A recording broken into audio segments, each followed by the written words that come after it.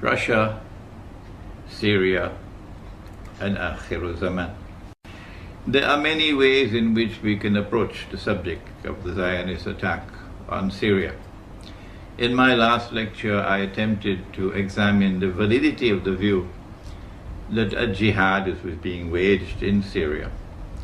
And I used the verses of the Quran to establish that you cannot wage a jihad with assistance from the enemies of Islam, with assistance from those from whom you are prohibited by the Quran from accepting assistance. I use Surah Al-Ma'idah, verse number 51, to point out that the Judeo-Christian alliance, which today is the Zionist Judeo-Christian alliance, which has NATO as its military arm, and Saudi Arabia and Qatar and Libya and Turkey as able and willing and enthusiastic members of that supporting and that NATO alliance, clients of the Zionist Judeo-Christian alliance, are actively supporting and funding and training people who are going into Syria to wage that so-called jihad. You should not be angry with me. No, when I point out that this cannot be a valid jihad, when support is coming from these people, weapons are coming from these people, financing is coming from the US Congress, openly, from France, from Britain, openly, they're doing it openly. And if you accept that support and that help and those weapons and so on, you cannot be waging a valid jihad. Don't be angry with me, this is facts. These are facts that I mentioned. But then there are those who say we are not at all in any way connected with these Zionists, Saudi Zionists and Qatar Zionists and Libyan Zionists and Turkey's NATO ally, Turkey the NATO ally. We do not accept weapons from them. We do not accept money from them. We do not accept any help from them. Well, I want to suggest to you that a valid jihad cannot be waged alongside an invalid jihad being waged actually by the enemies of Islam. That's not possible. No thinking Muslim will attempt to wage a valid jihad alongside an invalid jihad. What will happen is that as soon as those who have the upper hand in power, and the Quran tells us it's Gog and Magog, they're the ones who control power in the world today. This is my eschatology. If you differ with me and you hold to the view that Gog and Magog have not been released and they're not the ones who control power in the world today, then could you kindly do something? And I'm speaking respectfully, not in any way derogatorily. Would you kindly at least show some integrity by going and searching for the barrier built by Zulkarnain, which is built of iron and blocks of iron coated with copper, and which should still be standing somewhere in the world today, high up in the sky, between mountains, if Gog and Magog have not been released? Don't come with this frivolous nonsense. And I make no excuse for that language. That the barrier is somewhere underneath the earth. That's Disneyland. Eschatology. So a valid jihad cannot be waged alongside an invalid jihad. And when those who today are waging the so-called jihad in Syria with money from Saudi Arabia and Qatar and weapons and men from Libya and from Turkey and so on, when they gain the upper hand, and if, God forbid, they were to succeed and they were to bring down the regime of the Syrian regime, the first thing that they will do, my brothers, is to hunt you down. Those of you who are sincerely struggling to struggle in the way of Allah without in any way being associated with the enemies of Islam, you're going to be hunted down like rabbits. And they will ensure that you are either eliminated or driven out.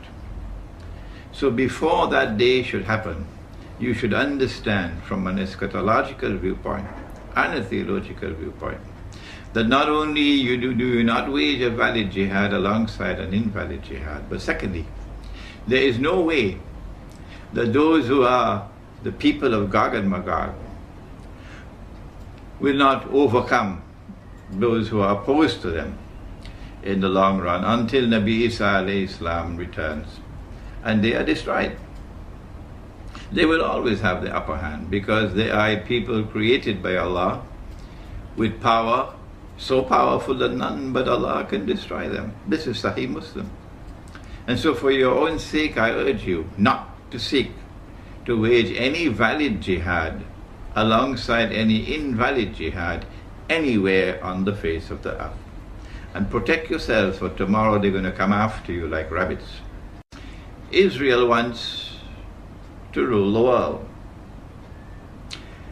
And the recent Israeli apology to Turkey sends a message, which I mentioned in my last lecture, that they are now ready to provoke what will eventually become the Third World War, or what will eventually become what Nabi Muhammad ﷺ described as the Malhama. There will be Malahim ending with the Malhama al-Kubra. I said that it is likely to be a Turkish attack on Syria. NATO, therefore, attacking Syria because Turkey is a NATO member. And what they're doing is actually baiting Russia. There are other aspects to the analysis. They have wanted to install a militantly Islamic regime in Syria, a Salafi regime in Syria that would spit blood and fire against Israel in such a way that Israel can use CNN and Al Jazeera to portray to the world that Israel is now in mortal danger, and therefore get casus bellum, a justification for waging the big wars against the Arabs that have been pre-planned. But you know about this analysis of mine. So in addition to that, what they're doing is baiting Russia. And today, if I may be able to do so, and if my words can reach to Moscow, today we from the world of Islam, about whom the Prophet ﷺ has said to us that we will make an alliance with Rome, we send a message to Rome. They're probably going to bait Russia with an attempt to slaughter the Christians of Syria.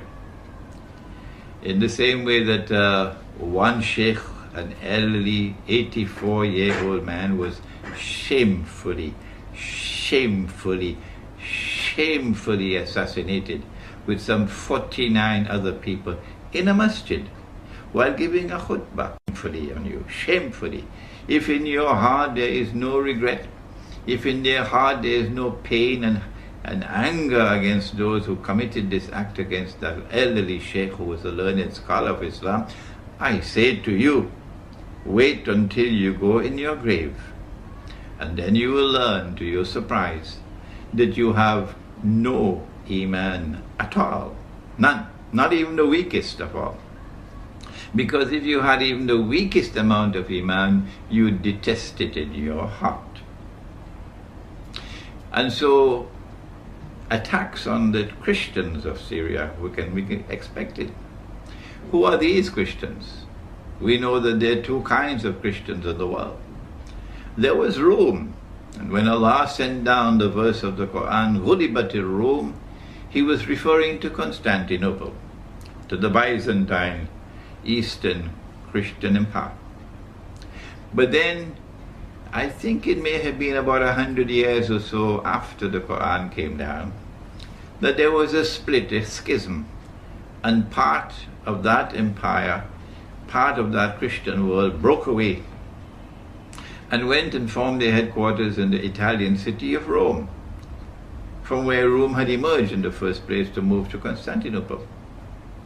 And then came the Roman Catholic Church. And so you have Western Christians and Eastern Christians. It is the Eastern Christians that Allah is referring to, the ones who remain in Constantinople, when he spoke about Rome. And Nabi Muhammad ﷺ said that we will make an alliance with Rome.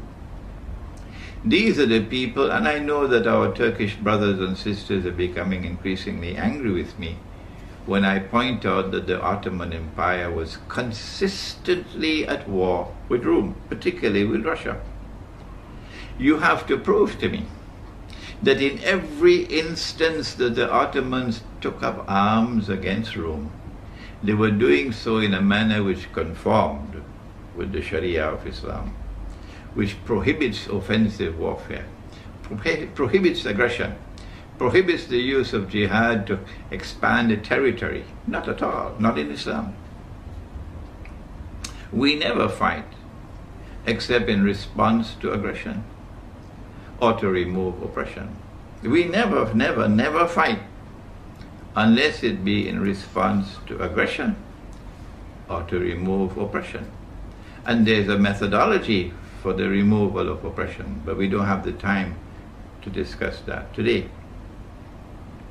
And so Rome is Russia today.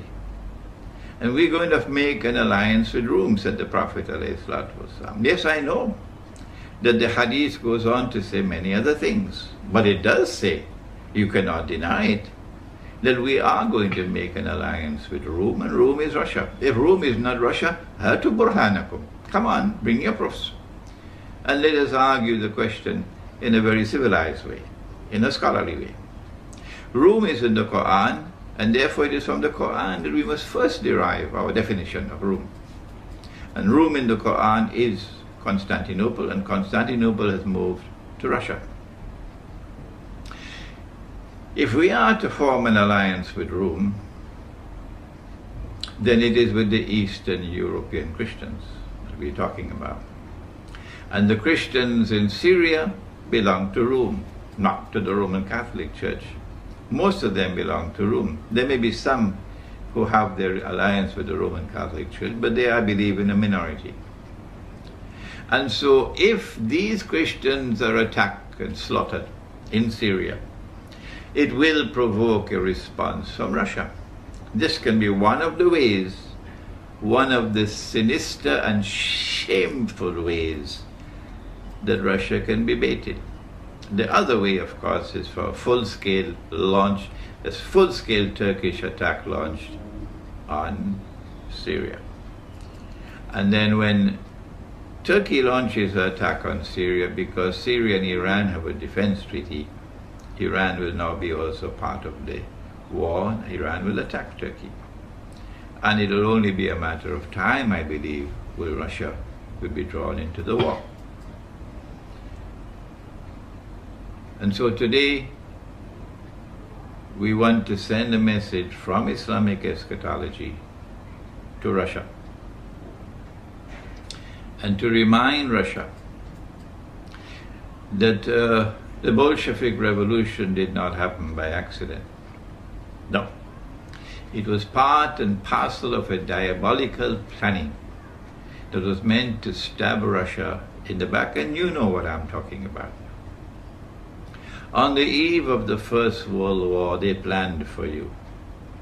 From the front door, Britain and France reached out to Russia for an alliance. Britain and France had already made an alliance. And then when they convinced Russia to join the alliance, it became the Triple Alliance. Or was it called the Triple Entente, I believe. But part and parcel, eventually, of that which was used to bait Russia, to lure Russia into the alliance, was the perception of the Ottoman Empire being on its last legs. The Ottomans had been beaten in the Balkans, and they were now vulnerable because of the loss of the European territories of the Ottoman Empire. Constantinople was vulnerable from a Bulgarian attack, for example.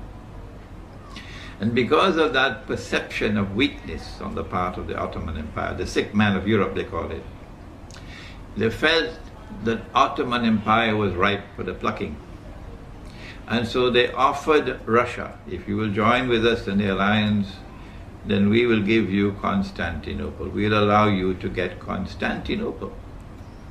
The whole of Rome had been longing to get back Constantinople since the Ottoman Sultan Muhammad Fatih had conquered Constantinople.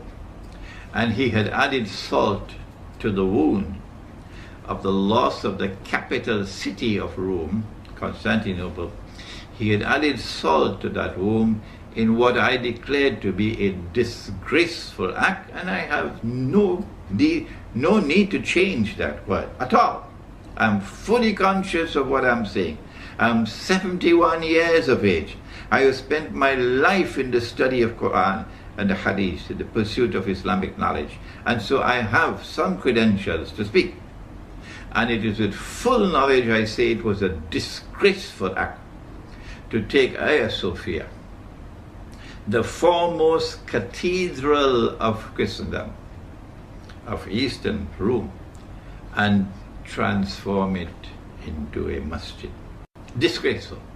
And so that added salt to the wound. It created hatred in Eastern Europe and Russia, eternal hatred for Islam when you did such a thing. It's like a stab in the very heart of Eastern Europe, Rome. This is what they did. And so when Russia was offered Constantinople by Britain and France on the eve of the First World War, the Russians were very pleased to accept that offer. And then the First World War commenced on cue, as though it was pre-planned. In fact, it was pre-planned. When they had offered to you Constantinople through the front door, Russia, are you listening? Guess what they did through the back door? These people who are duplicitous in their conduct, who are deceptive, who speak with forked tongues. And Russia, remember that Israel has a PhD in deception. And Israel is going to act in precisely the same way that Britain and France acted. What they did was to attack Russia from the back door when the Russian troops were very close to Constantinople. And then, in order to prevent Russia from taking Constantinople, which they had offered you through the front door, what they did was to plan and to execute the Bolshevik Revolution the way that they planned and executed 9/11. There is research to be done, but I guess the Russians already know what I'm talking about. Eastern Europe knows already what I'm talking about. The connection, for example, between Wall Street and the Bolshevik Revolution. The connection, for example, between the Americans and the Siberian Railway to ensure that the Russian regime would not have the use of the Siberian Railway, and that the Bolsheviks would be able to use the railway to bring in troops and men. So the Bolshevik Revolution took place at the time when it did, I believe in October 1917, in order to prevent Russia, Rome, from getting Constantinople. This was their duplicitous conduct. This was the double standards. This was the forked tongue. And Russia, you should beware now, because we are on the verge of another world war. And they will attempt to deceive you one more time. I believe the heart of the deception this time will not be France, will not be England, will not be the United States. It will be Israel. When they brought about the Bolshevik Revolution, they did it not only to prevent Russia from getting Constantinople, but for a second reason as well. The Bolshevik Revolution led in 1922 to the creation of the Soviet Union and to the communist ideology. Communism was not created by a schoolboy. Communism is not schoolboy economics. Not at all. the communist socialist economic theories were very, very, very skillfully constructed.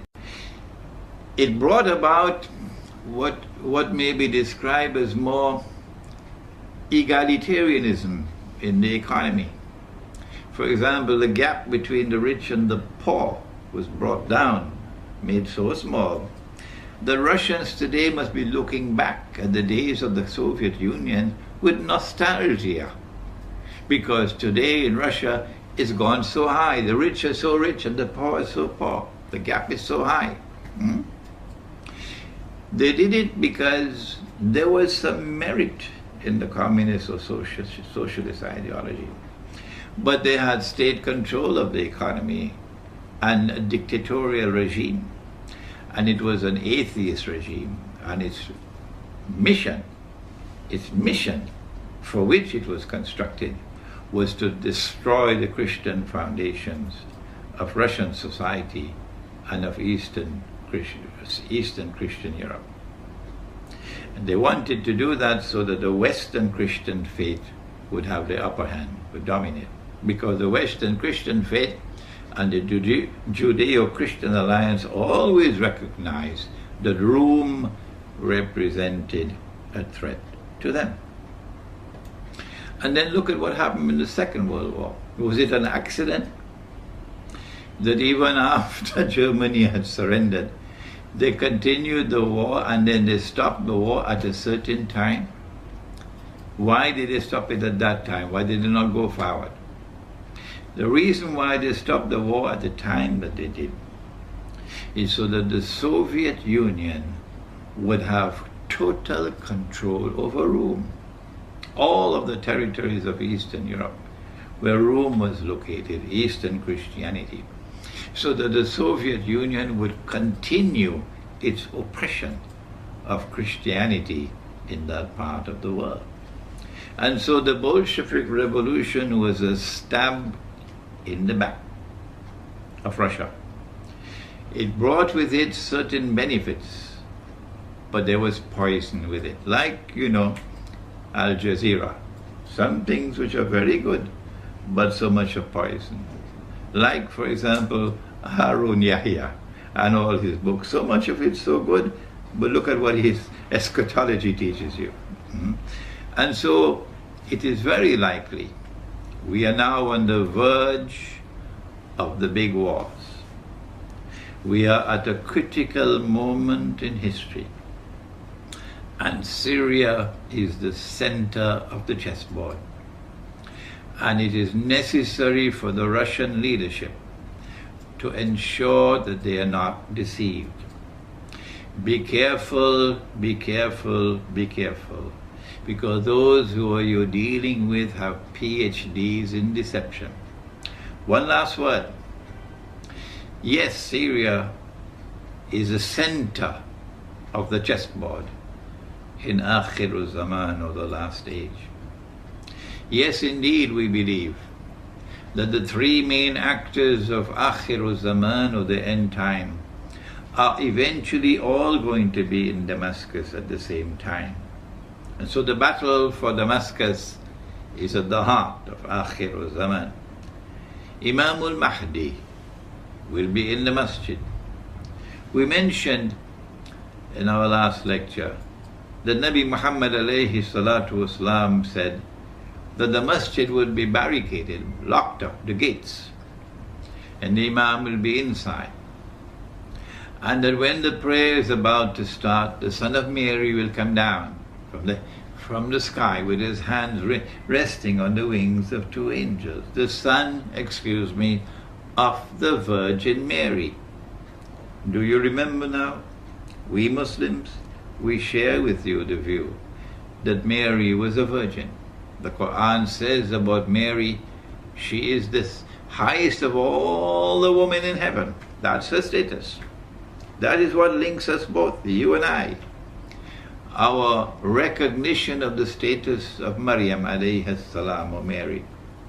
And we and you are the only two people on the face of the earth who believe that Jesus will return, Nabi Isa alayhi salam. There is so much that links us together. We should not be fighting with each other. We should now be cooperating with each other. When Nabi Isa alayhi salam, or Jesus, returns, comes down from the sky, with his hands resting on the wings of two angels, he will come down in that masjid in Damascus, not in Rome, not in Washington, not in London, and not in Jerusalem, in Damascus. And when he comes down, the Imam al-Mahdi will recognize him and say, this is the son of Mary. In just the same way that John the Baptist has said, here he is, this is the man you've been waiting for, this is the Messiah. And so history will repeat itself. The divine plan is that of positive recognition. Firstly, through John the Baptist, Nabi Yahya alayhi salam, and now for the second time with Imam al-Mahdi. And the Imam will ask Jesus alayhi salam to lead the prayer. And he will say, no, the people have appointed you as Imam or prayer leader, so you lead the prayer. And after the prayer is over, he will say, open the gates. Meaning that the masjid or the house of Allah is barricaded, blocked with gates, which is a taste of things to come. They have already assassinated one sheikh, Sheikh Muhammad Saeed Ramadan al-Bhuti rahimahullah. Shame on you, shame on you, shame on you for what you did to him. And may Allah grant him the highest heaven, Jannatul Firdaus. Ameen. He is Shaheed. And those who kill him are going to be in the hellfire. Because this is not Islam. This is not Islam. And we've just got the report that they beheaded another one and dragged his body through the streets. I do not know as yet if this is a correct report, but it came from the Iranian Press TV, I think it's called. Just came in. If this is also true, then shame on them, shame on them, shame on them. And so the masajid are going to be barricaded now because these people have a thirst for blood in them that they will do anything. They're getting into a frenzy now. I don't know whether they're going to come after me as well. They're getting into a frenzy. Their blood is boiling. They cannot accept anything else except victory. That we have to bring down the Syrian regime. So you're dealing with the people who have gone mad. When Nabi Isa alayhi salam returns, these two are going to be in the masjid. Two main actors of Akhir Zaman, and the third one will be outside, namely the Antichrist. Every Eastern European Christian knows about the Antichrist. Dajjal, the false Messiah. And so all three actors of Akhir Zaman, three main actors of Akhir Zaman, individuals that is, Gog and Magog groups, these are three main actors of Akhir Zaman, are all going to be in the same place, in Damascus. And so the struggle for Damascus is intricately linked with Akhir Zaman, the end time. And Russia has to be very careful. I mentioned in my last lecture that there is a methodology for the study of the Quran which allows us to recognize multiple meanings for the Quran. That an event took place and the Quran referred to that event, but that does not restrict it to that particular moment in space and time. That the Quran can have other applications as well. And I pointed out to you the verse in which Ibrahim alayhi salam, or Father Abraham, was commanded to sacrifice his son, his only son. At that time, only Ismail alayhi salam was his son. Nabi Ishaq alayhi salam was born later.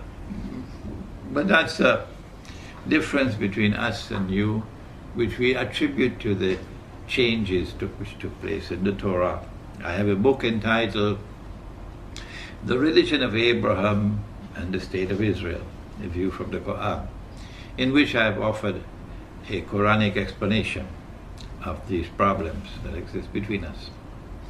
It is at that time when Nabi Isa alayhi salam returns and the attack takes place, that we will see forces unleashed which will take us to the end time. Russia has to be very careful, because if an attack takes place on Syria and Russia is lured into the war, our understanding of the Quran is that the verse of the Quran which is located in Surah Al-Rum, or the surah which is named after the Eastern Orthodox Christians, which begins with the verse Ghulibatir Rum, Rome has been defeated, but then goes on to say وَهُمْ مِنْ بَعْدِ غَلَبِهِمْ سَيَغْلِبُونَ.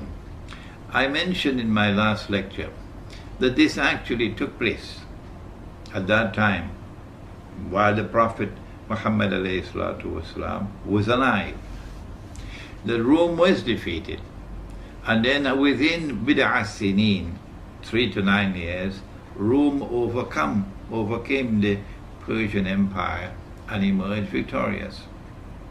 And I suggested that this is going to be repeated in the end time, that when Russia is baited into this war, which is coming, which is around the corner, while so many of the scholars of Islam are either asleep or drinking Tetari, I don't know why, they will not comment on contemporary affairs using the Quran and the Sunnah. I don't know why. When Russia is baited into this war, and the Russians are ready and willing, when President Vladimir Putin was flying back from the conference in Durban, at 3 o'clock in the morning he gave the order for a naval exercise in the Black Sea. 3 o'clock in the morning. And Russia is going to be lured into the war. And we are standing at the doorstep now of that great war, which is going to lead to many other wars.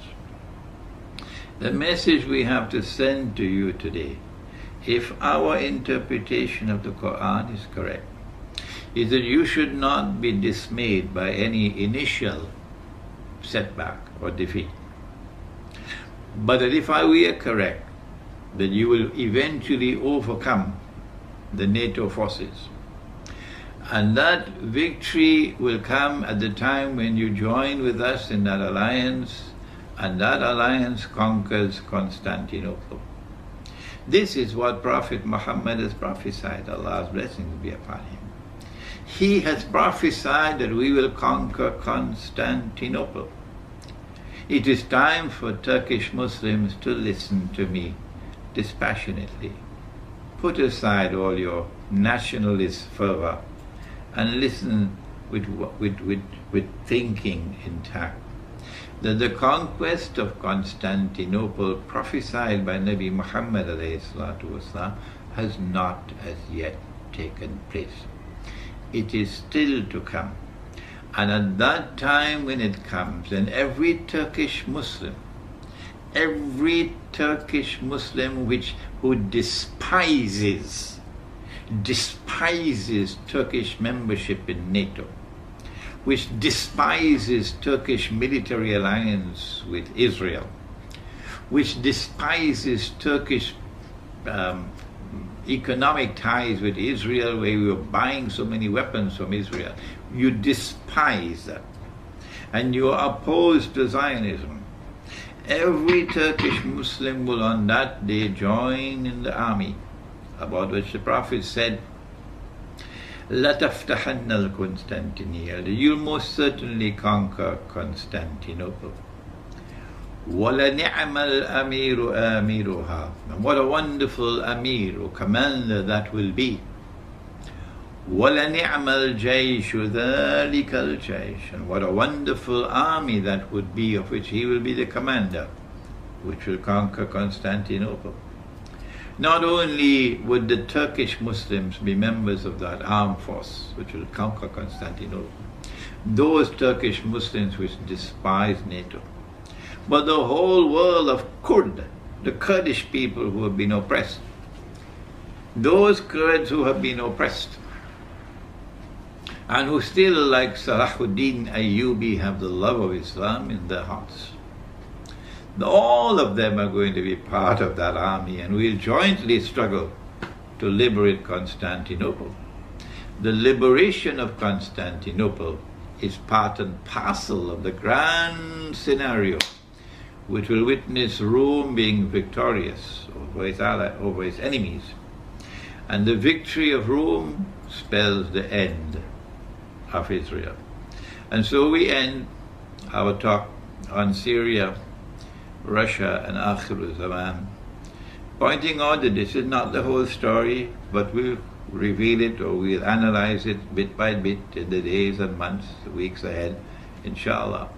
We hope and pray that you will now go to the website where the whole lecture is going to be placed, and that you will carefully consider the comments that you make, that you'll make scholarly comments, well thought out comments, so that you'll add to the intellectual richness of the discourse, and that you will ask questions not frivolously but seriously, and that we'll be able to delete all the frivolity and all the obscenity and vulgarity. وَنَعُوذُ بِاللَّهِ مِنْهُ. And that, inshallah, I promise you that I will from time to time intervene in the discussion to respond to comments being made, to respond to those who differ with me, and I always benefit from those who differ with me. I never seek to stamp out opinions that are different from mine. Not at all. That's not my way of scholarship. And I will also attempt, inshallah, to try to answer your questions. And may Allah bless you all. Assalamu alaikum wa rahmatullahi wa barakatuh.